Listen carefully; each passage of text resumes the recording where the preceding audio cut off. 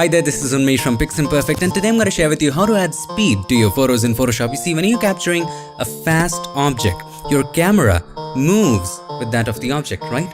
And therefore, the object doesn't blur, the background does, and that's what we're going to do in this video. Also, there are some movements that happen with the object, inside the object, within the object. We need to consider that too. So without any further ado, let's get started.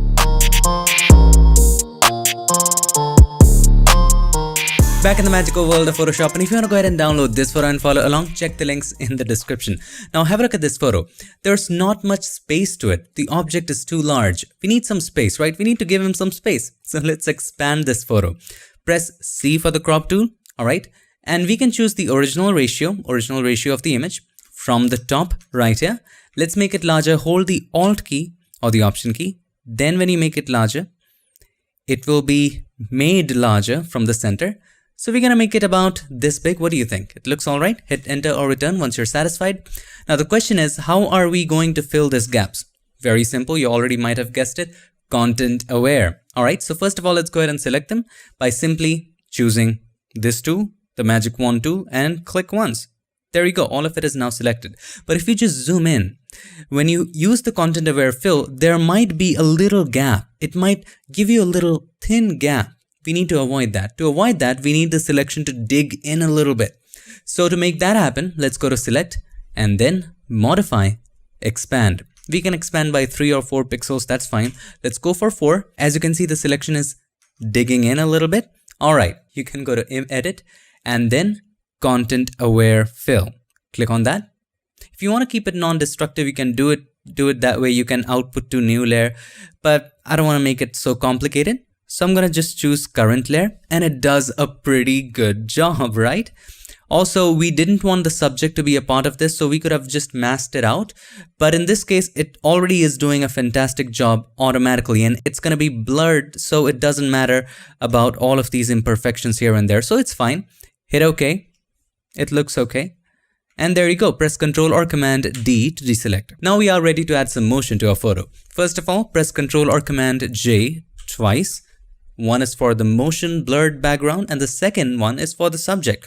So we need to separate the subject, right? So let's name the first one subject, the one at the top, and the second one at the bottom. Let's name this blurred or motion blur background. All right, looks pretty cool. Now, one of the most essential things to keep in mind while blurring the background or doing anything to the background, adding motion blur, whatever you want, first we need to extract the subject, right? So that no matter what we do to the background, the subject doesn't get affected. So let's select the subject layer. We can keep both of these layers turned off if you want to. Now you can go ahead and use any of your favorite selection methods to make a selection of the subject. This is not a selection class, so I've already taught how to select subjects in lots of videos, and most of them are linked up in the description if you're interested. I've already made a selection for this, so I'm just going to simply load that. So I'm going to go to select, load selection, and selection. Let's load it. All right, you can use any of your favorite selection methods to do this. You can use the quick selection tool. You can use select subject, the automatic one, and then refine it later, whatever you want. For this one, I had used the pen tool. If you want to learn how to make a selection using the pen tool, there's a complete guide on how to do that. Definitely watch it. It's an old video, but very useful. So once you have the selection in place, you can press this button called the mask button. Press that. Now it will create a mask of it. All right. Now you can convert this into a smart object because we're going to be adding some blur to this one as well. So right click on it and then choose convert to smart object. All right, now this is a smart object. Now let's turn on both of these. You can turn this off, turn off the subject for a moment. Now in the background where we're going to add some motion blur, if we directly add blur, there's going to be a problem. And what is going to be the problem?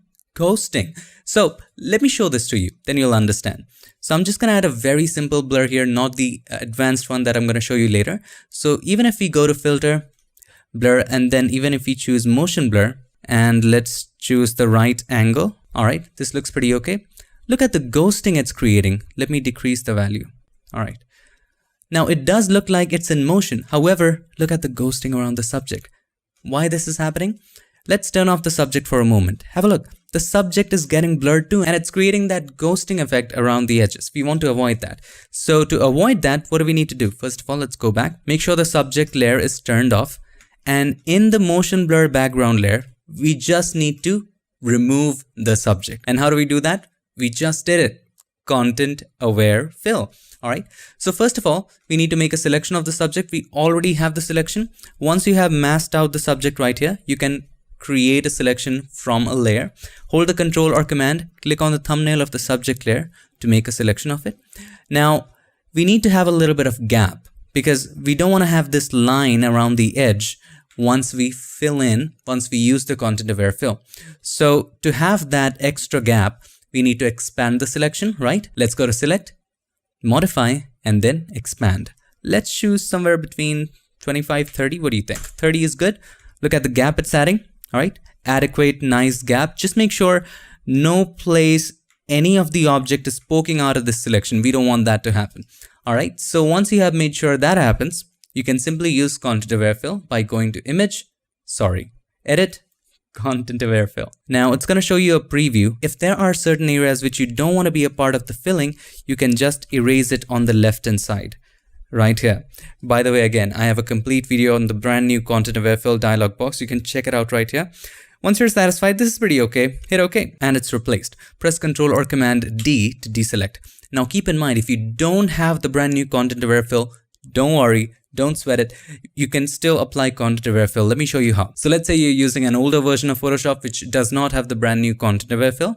In that case, you would simply go to Edit and then Fill, and inside of Fill, inside of the Contents drop down, just choose Content Aware and hit OK. And it's not very advanced as the brand new one, but it does a pretty good job and gets your work done. There you go. It's good too, but I like the brand new one.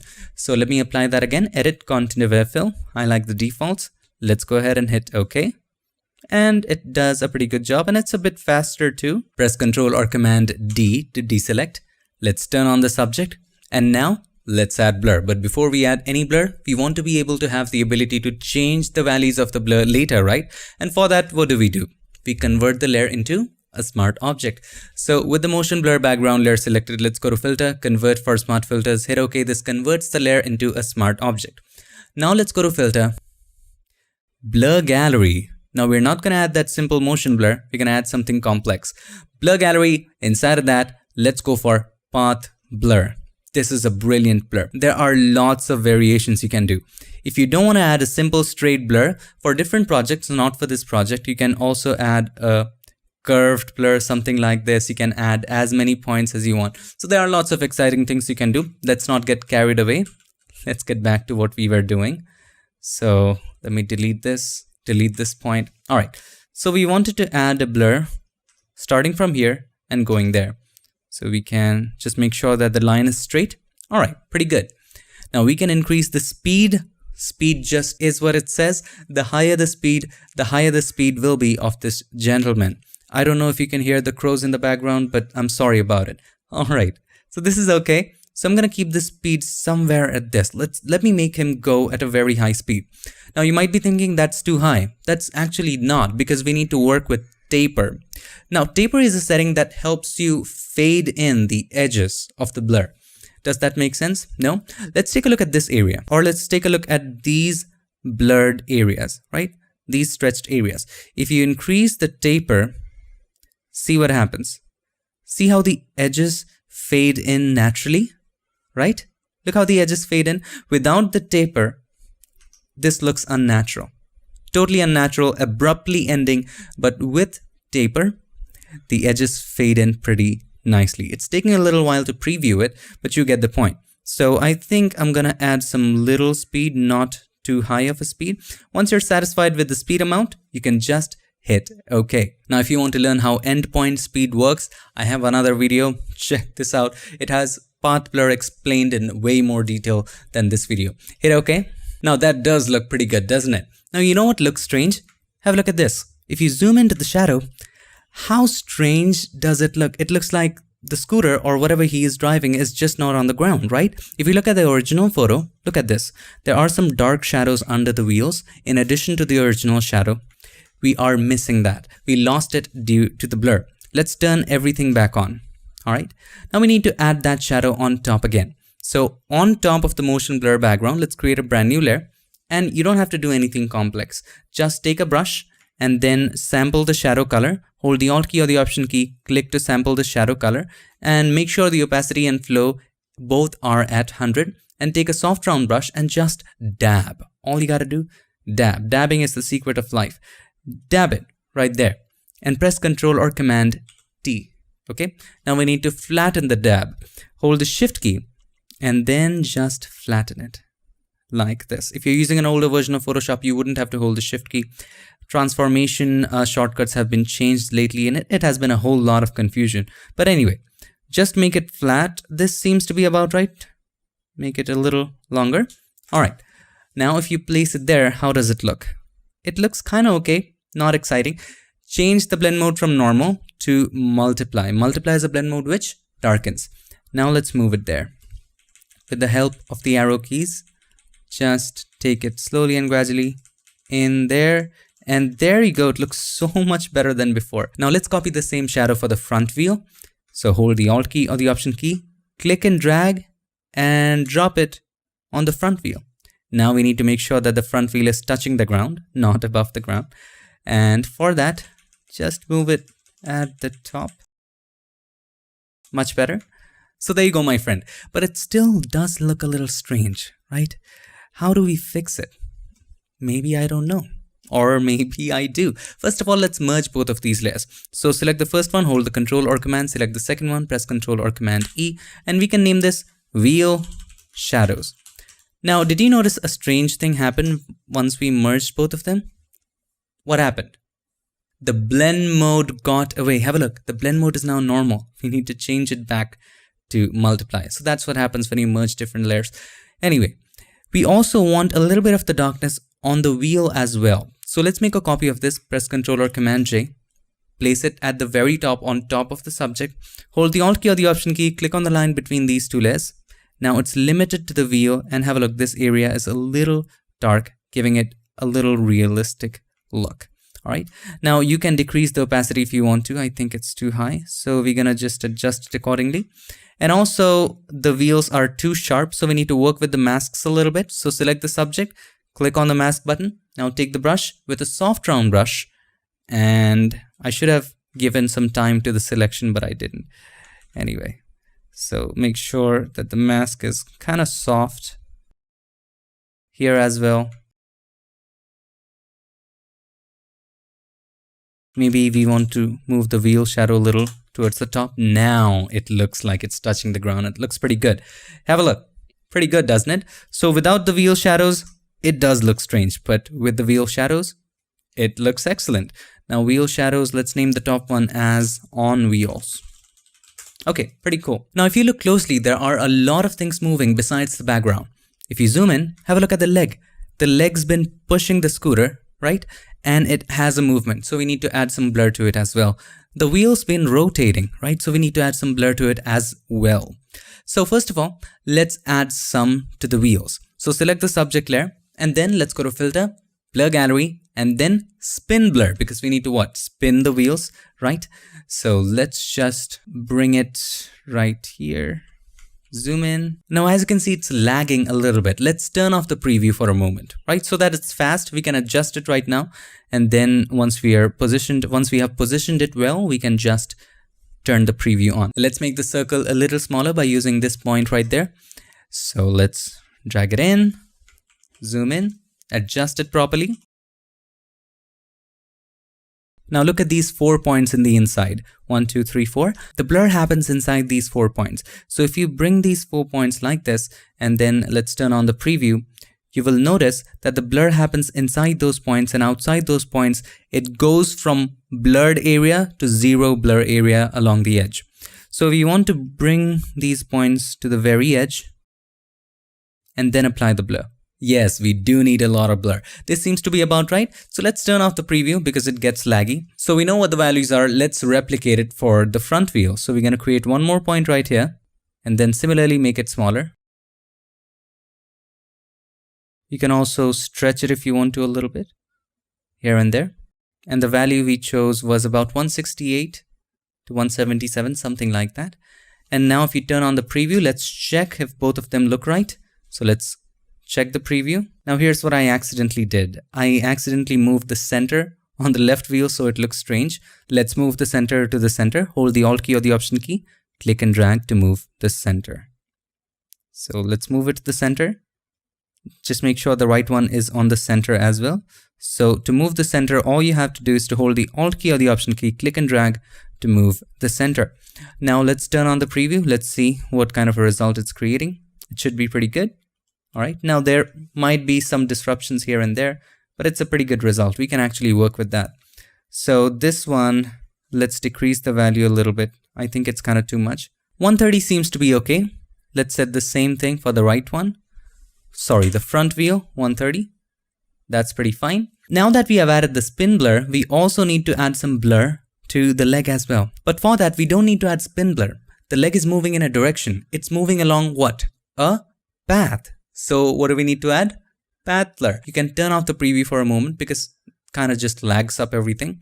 Let's turn on the path blur, and then we know the leg is moving from there to there in that direction. So something like this. And it's also moving along a curve, right? We know it's moving along this curve. So now you can just increase the speed a little bit. Now let's turn on the preview so that you can see what's happening, and also turn off spin blur for a moment so that it just doesn't delay things. A value of 9 seems good to me. We don't want to move it too much. All right, let's turn on the spin blur as well and just hit OK. Let it process it. I know it's going to take a little while. Now, one of the major advantages of working with smart objects, beside it being non-destructive, is that it comes with a mask, a smart filter mask. So if you open this up, have a look. We added from the blur gallery a lot of blurs, but it comes with this mask so that we can only apply it in areas we want, right? So select this mask, press Ctrl or Command I. Right now, blur is applied nowhere, right? So we can take the brush with a soft round brush, white as the foreground color, of course. We can just bring it to this area, wheels to this area. We'll refine that later, and also to the legs. Just a part of it, something like this. See? Now the blur is looking a little more natural. All right. We might also want to add a little bit on the clothes. So for that, you can decrease the flow to about 10% and slowly and gradually paint here just to add a little bit of blur. Let's say this part of the cloth moved a little bit too fast, so we can add that here. It looks pretty nice, doesn't it? Gives it a pretty good effect. Now keep in mind, this leg, the head, they are all still, so we cannot add too much blur to it. So now let's work with the wheels because they look strange. We need to, of course, erase the blur from certain areas. So take black as the foreground color, increase the flow, and just paint back certain areas, which are still. Now I did a pretty fast job. Now you can zoom in and just take your time and do it slowly and gradually. Now I know this red here is blurred too, it's a part of the blur, but that's okay.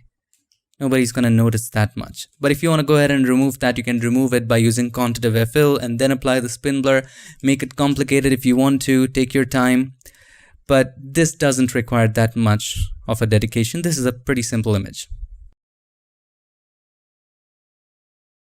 This looks pretty okay. Have a look. Once you zoom out, this still area is still. Good, isn't it? Let's do it with this one.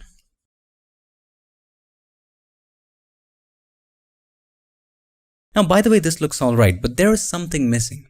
You know what it is? Once you zoom in, the blur looks okay. But if you have a closer look, there is some noise in here. But there is no noise in the blurred area because the noise is blurred, right? So we need to add some noise on top of it.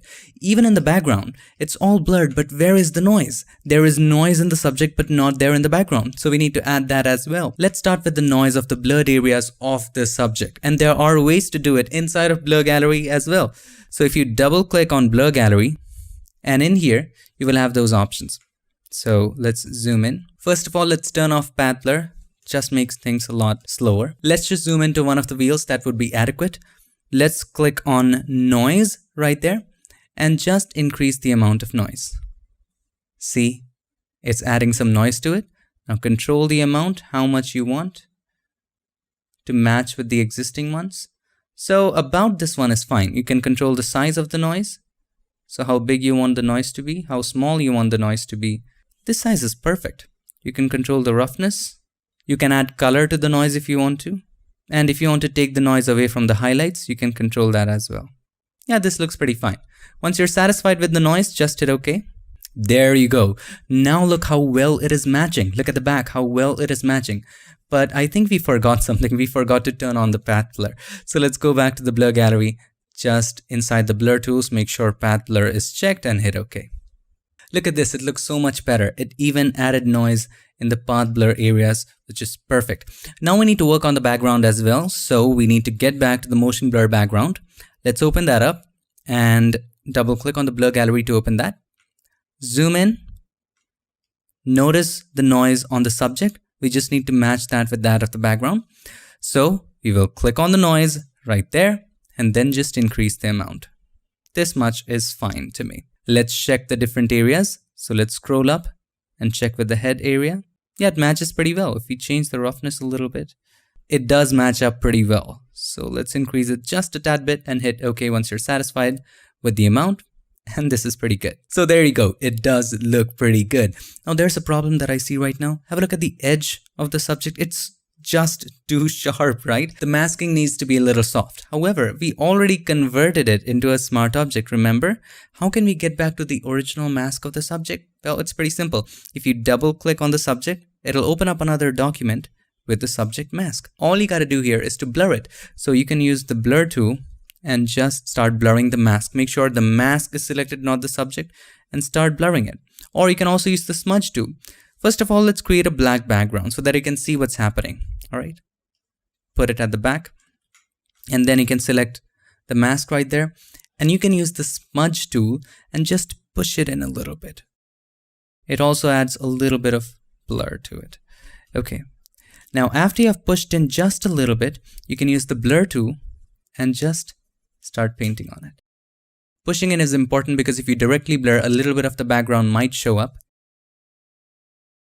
Alright, this looks pretty good. Now let's delete the black background or just simply turn it off. Press Ctrl or Command S to save it. Now it's gonna take a little while. You know why?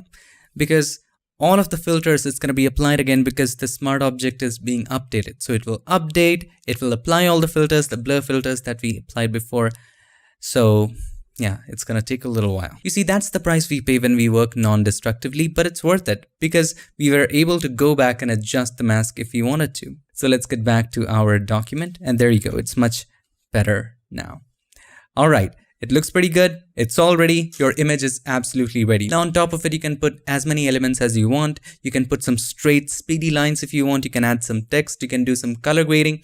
So let's do a little bit of color grading on top of it. Simple color grading.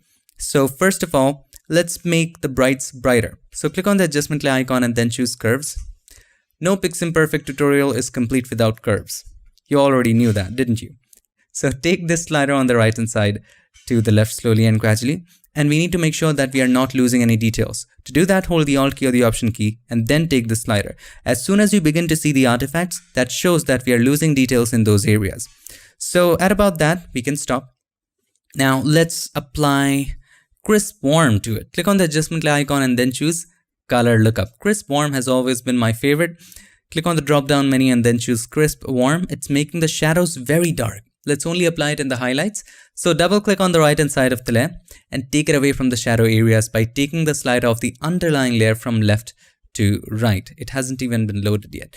Alright, so take it from left to right, hold the Alt key or the Option key, click on the slider, break it apart, make it softer. This looks nice, hit OK. And there you go, just a little bit of color grading makes a hell lot of difference. If you want to go ahead and do even more color grading, you can do so. One of the panels that I love for color grading and I use personally is the infinite color panel. So if you're interested, you can check out the panel at pix.live/ICP. Let me just quickly show that to you. Go to Window, Extensions, and after you install the panel, it will be right there, infinite color. And all you gotta do is to just choose the intensity of color grading. If you want just light, minimal color grading, choose light, medium, intense, intense for intense color grading, and just simply click on create. That's all you gotta do. Do you like this color grading? No? Click on create again. By the way, we already made a video about this a year ago. If you want to check it out, you can also check it out right here and check out the plugin at pix.live/ICP. Both of those links are in the description. So we're gonna just click on create again and stop at the ones we like. So let's say you like this, but it's kind of too much. So select the infinite color group and decrease the opacity and have it a little bit, probably at about 25% or even 20. And let's rename this to 1 so that it won't change again. Let's open the panel again and click on create. So that's how you stack different color grading layers. And this time we want to go with medium. And there's a lot of exciting settings here that you can change to alter any aspect of the color grading. And we have already talked about it in previous videos about infinite color panel. All right, I absolutely love this. So let's stop at that. Select the group again and just apply a little bit of it, about 35%. All right. Let's name this 2. So there you go, your speeding image is ready. And by the way, we talked about some lines you can go ahead and add.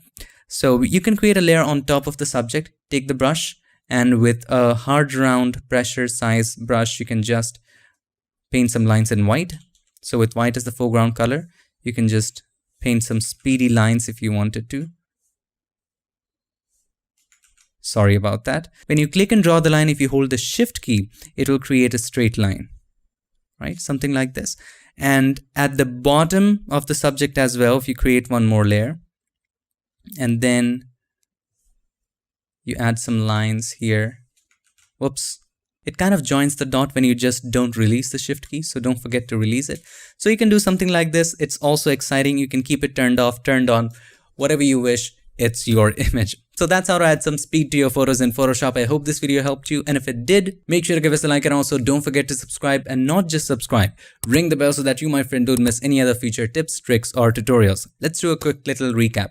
First of all you gotta do is to extract the subject. Whenever you make any changes in the background, extract the subject. Then take away the subject from the background by using content aware fill. And then just apply a path blur to it. And also you can apply some blur to the wheels, path blur to the legs if they're moving. And on top of that, you can work on the shadows, and later you can work with color grading to enhance the effect even more. That was the basic gist of it. Thank you so much for watching, and I would like to take this moment to thank all these nice and amazing people for supporting this channel on Patreon and helping keep Piximperfect free for everybody forever. Thanks again for watching. I'll see you in my next one. Till then, stay tuned and make sure that you keep creating.